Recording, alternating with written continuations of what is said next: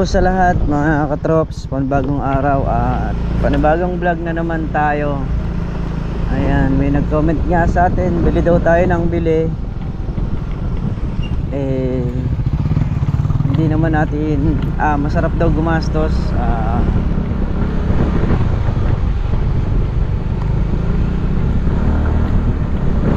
Dahil hindi natin pera yung ginagastos natin.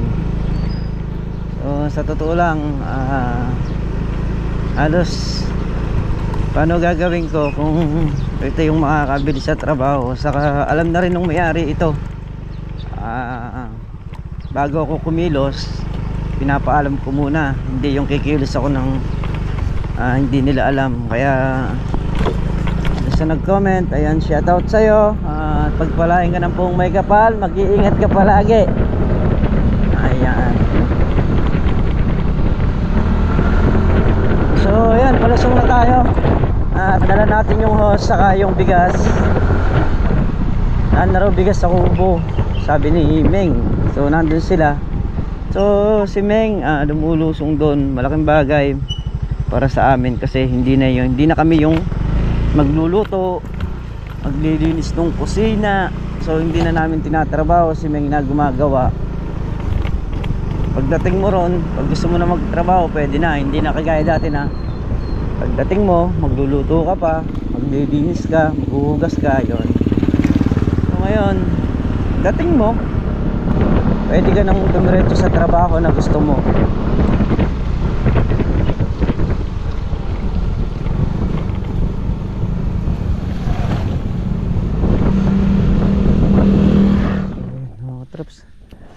Kanina pa nga tayo pumipitas.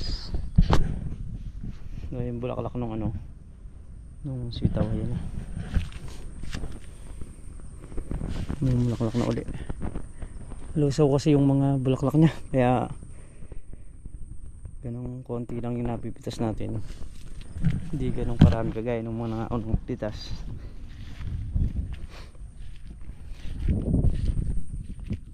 Pero ngayon nagbibigay na ng bulaklak, naglalabas na uli.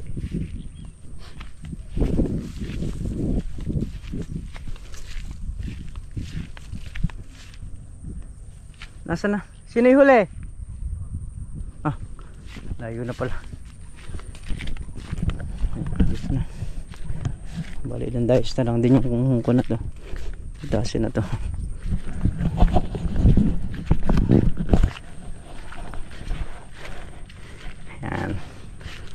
Dito na tayo.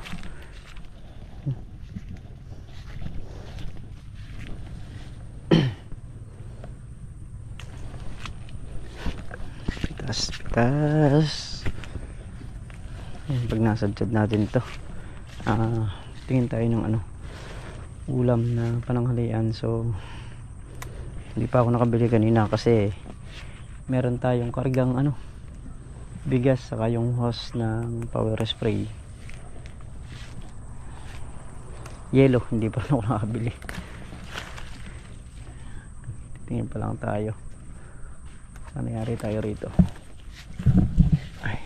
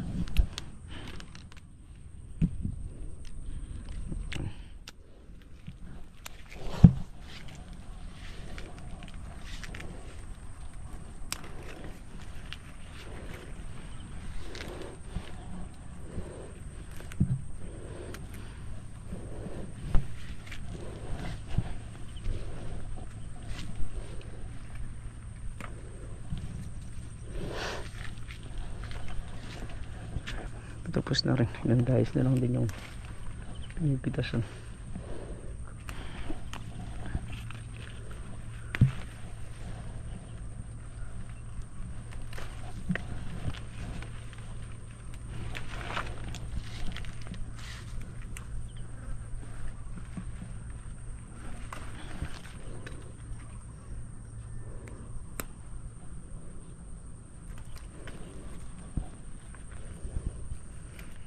Yan, tingin muna ako ng ano, ulam.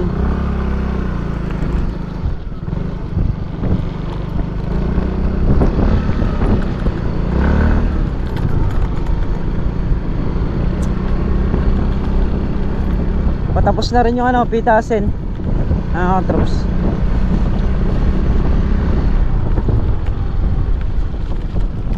Ay. Mag-araw na sana para kahit papano nagtuloy yung mga bulaklak ng mga sitaw.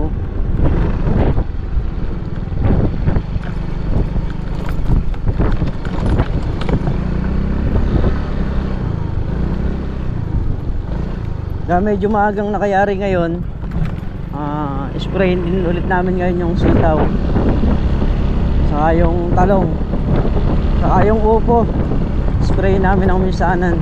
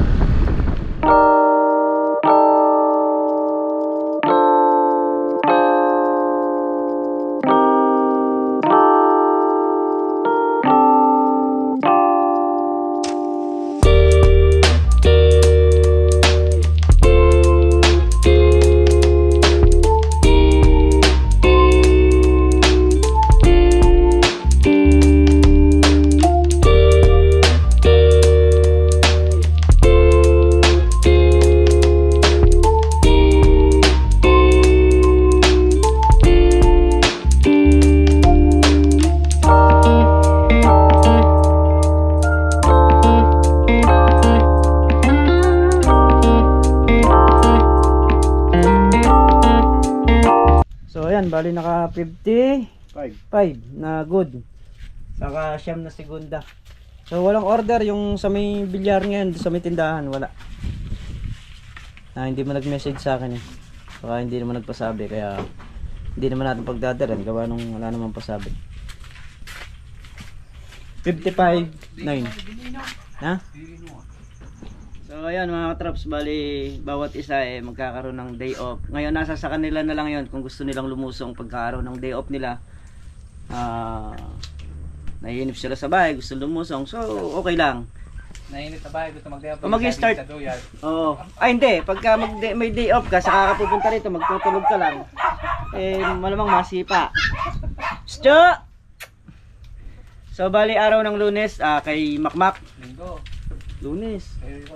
Hindi, siyempre bukas start na Lunes. Linggo pa lang bukas. Ay, linggo pa lang bukas ba? Sa kanya muna, Oo, si Tol Nariel muna pala, linggo. O yan, kasunod sa akin. Tapos Lunes si Makmak, Martes si Paring Carlo, Miyerkules si Manchaga, Huwebes si Mertong Vlog, at Biyernes tayo. Sabado, Yung araw ng Sabado, ayun, dun tayo magmi-meeting.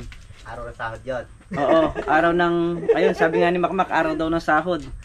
Sahod na, iisipin niya kung sino magpapasahod sa kanya. Sahod ng ulan. Oo, sahod ulan. So, yun yung schedule. Para bawat isa nakakapagpahinga rin. Ngayon, nasa sa kanila na lang yun kung gusto ba nilang ipahinga o gusto nilang lumusong. So, dun sa mga aberya naman, hindi natin may iwasan. Natural na lang yun. Sa may aberya, yung hindi makakalusong, okay lang yun. Basta importante, bawat isa nabigyan ng pagkakataon na magpahinga sa loob ng isang linggo. So, hindi mo talaga babawiin yung araw ng linggo mo? Hindi mo babawiin yung araw ng Hindi, may slot pa Sabado. Kukuhanin ko ulit yung slot na Sabado. aberya yung linggo di ba? Hindi, mabili kasi trabaho pa rin Hindi, may slot ng Sabado. Yun ang kukunin ko. Bali dalawa magkasunod. So, yun. Kung Sabado siya, tapang mga dogi-dogi may aso pala. So yun nga mga katrops, tayo mag-grass cutter nung sa may upo para luminis yung pagitan dahil nag-uulan, din natin paararo o ma-cultivator. So bago siya lumabong, malinis muna yung pagitan niya. Pagka pagka nayari naman yun, ito namang talong, oh. Yung sa may kalamansi, yung pagitan naman. Ayan, bali dalawa kami titira ni Paring Carlo. Ayan, dito muna kami.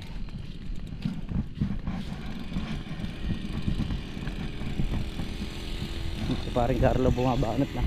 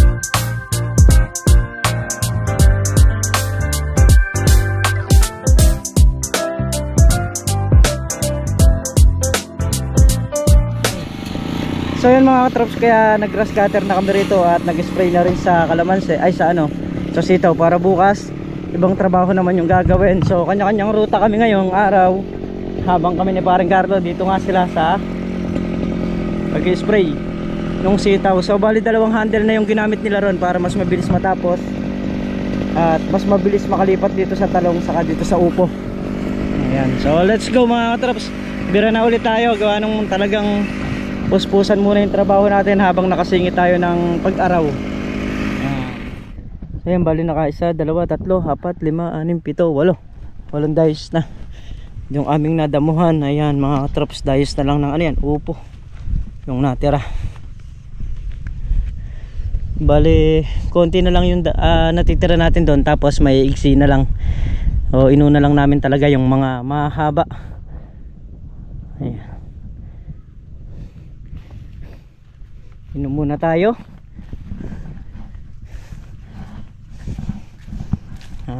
Bukas naman susunod naman natin dyan yung sitaw, yung hindi natin nayari sa sitaw. So kailangan lang talagang masingit yung upo, gawa nung mahaba na yung usbong nung ano, nung upo.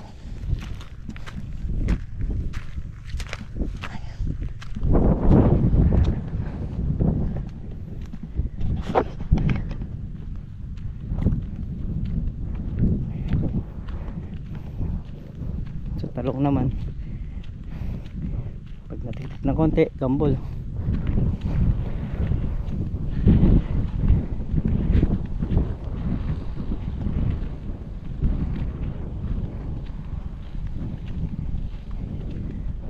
Yan, tara na, let's go na ulit tayo ito sa ano, sa upo. Ayan, i-spray na rin nila yung upo, pagdudugtungin na nila yung dalawang hose, tapos sasabay na rin itong ano na to, talong.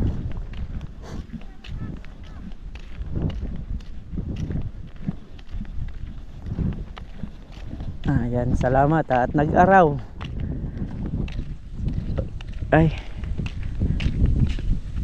so kahit pa paano marami yung ano, nayaring trabaho ngayong araw. Itong sa upo may ayari na namin.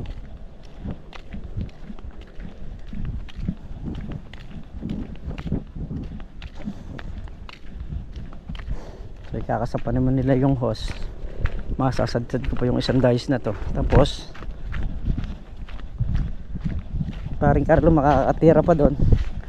So baka pag nag-start sila rito, di na kami abutan kasi may iksi na lang to.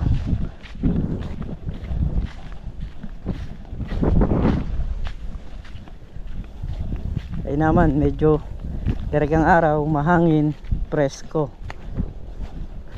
Pagka walang hangin talagang ano,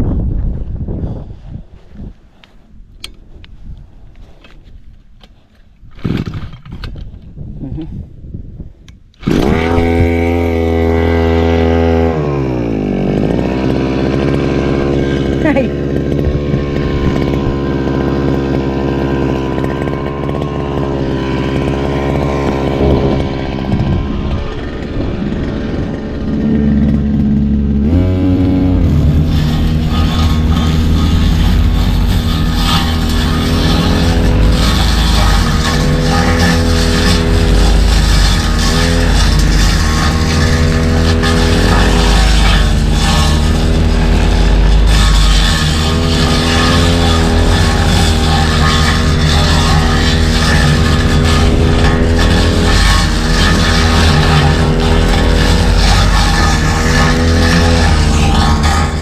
Paporma ka na naman.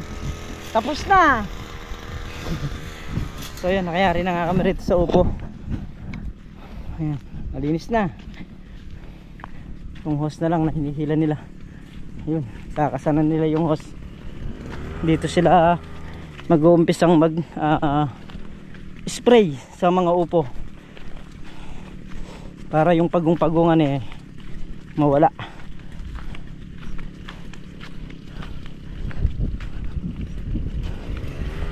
Yan na. Kung matutuyo ito, pwedeng i-cultivator to mga katrops. Kung papalarin na matuyo. Ang sistema kasi ngayon, kada hapon is umuulan. Yan na yung buko na dwarf na itinanim dito. Bali 6 yan. Ayan, magkakasinlaki na rin. Ganda na nung upo.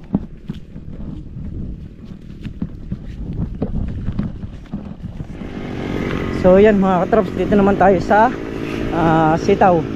Dito naman tayo bibira. Let's go! Bira na naman tayo rito. Ayan o.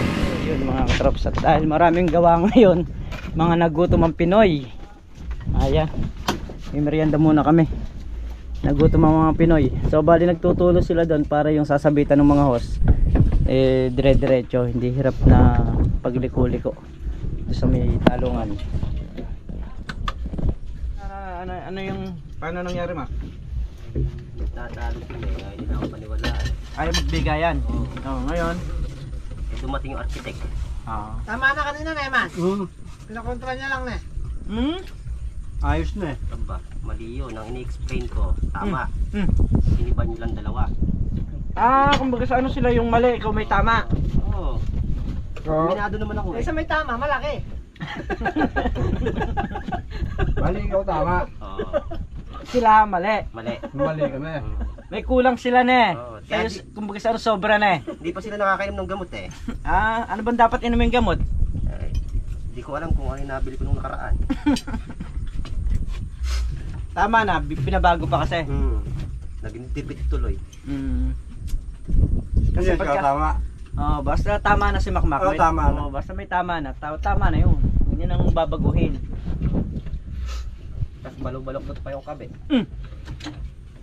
Sinilip ko naman ng 10 beses. Baloktot talaga. Nakapamewan ka? Ha? Nakapamewan ka nung silipin mo? Abay oo. Hindi ko mamapitik na. Sino baloktot? Buho. Kala ko naglalagay. Ito mo nga kanina. Tinansiang ko pa. At tinasay mo yan? Kaya pala andun yung host na eh. Oo, yung tansino.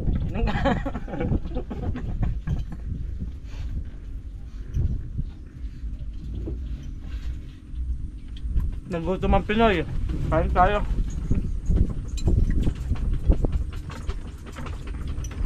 Pagka marami talagang nangyayaring trabaho eh.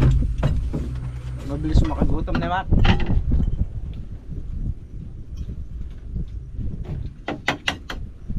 Abo, talaga yun naman may balot pa niya.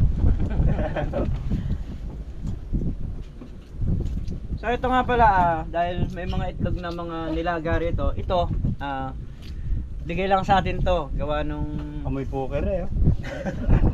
Ayan. Binigay sa atin nung isang tropa natin na may itikan nung nakasalubong natin sa daan. Bali, 2 beses tayo nabibigyan pagka nag-aatid siya ng itlog.